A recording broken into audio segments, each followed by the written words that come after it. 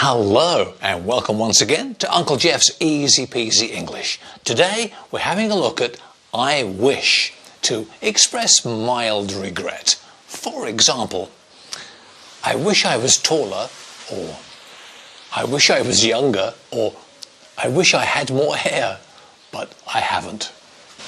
By the way, instead of saying I wish I was, you can replace it with I wish I were. To lots of people, I wish I were is more grammatically correct. It used to be that way a long time ago. Everybody used, I wish I were older, I wish I were taller. But nowadays, that's gone out of fashion a little, and now most people say, I wish I was taller, I wish I was younger. Personally, I prefer I wish I were, but it's your choice, either is okay nowadays. To make your sentences a little bit stronger, a little more emphatic, you can use if only. For example, if only I was taller, if only I was younger or older, if only I had more hair. Have a look at these sentences on Uncle Jeff's board. 3 sentences.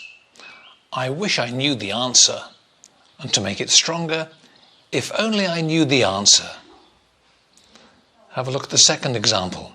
Again, you can make it stronger with if only.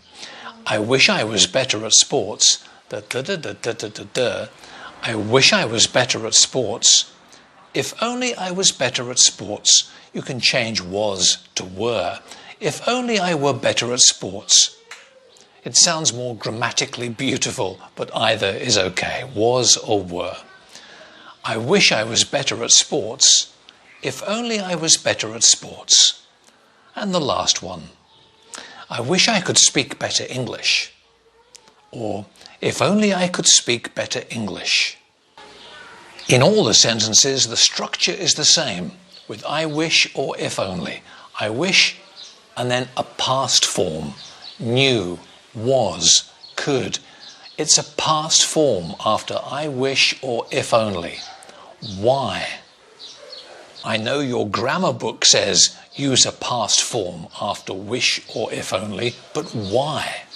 It's because I wish, you're talking about an unreal situation. You can't change it. It is what it is. I wish I knew the answer, but I don't. I wish I was better at sports, but I'm not. I wish I could speak better English, but I can't. You can't change the situation. So the situation with wish or if only becomes unreal. You're wishing for something that can't come true. So you have to make it distant, far away. And the only way in English to make it distant and far away is to use a past form, because the past is far away. It's in the distance. It's before now. It's gone. You can't change it.